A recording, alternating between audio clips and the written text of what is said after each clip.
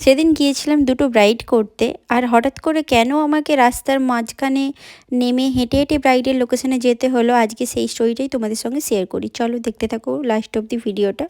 ওই দিন আমার ফার্স্ট ব্রাইডের লোকেশন ছিল রঘুবীর চোক, আর আমরা তাড়াতাড়ির মধ্যে লোকেশনে পৌঁছাচ্ছিলাম। ওখানে যেয়ে দিদিকে ফোন করলাম, দিদি বলল বড় গাড়ি তো এই রাস্তায় আসবে না। আমরা লাস্ট অব্দি উপায় না পেয়ে হাঁটতে শুরু করি, আর হাঁটতে হাঁটতে দিদিদের বাড়িতে পৌঁছাই। পৌঁছে তখনও দেখি দিদির গায়ে হলুদ হয়নি। দিদি অনেকটা লেট করে আমাদের কাছে বসে, তারপরেও আমি চেষ্টা করেছি আমার মিষ্টি ব্রাইডকে সুন্দর করে সাজিয়ে দেওয়ার। তোমরা অবশ্যই লুকটা দেখে জানিও যে তোমাদের কেমন লাগলো। আর আমাদের ওই পরের সেকেন্ড ব্রাইডের লোকেশন ছিল ঘাটাল। তো অনেকটা ডিফারেন্সেই ছিল ব্রাইডের লোকেশন। আমি একটু লেট করেই ব্রাইডের কাছে পৌঁছাই।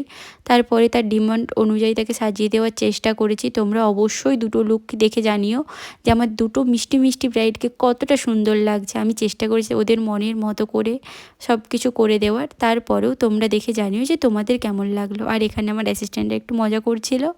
তারপর আমরা বাড়ি চলে আসি। টাটা, সবাই সুস্থ থেকো, ভালো থেকো, আসছি নেক্সট ভিডিও নিয়ে।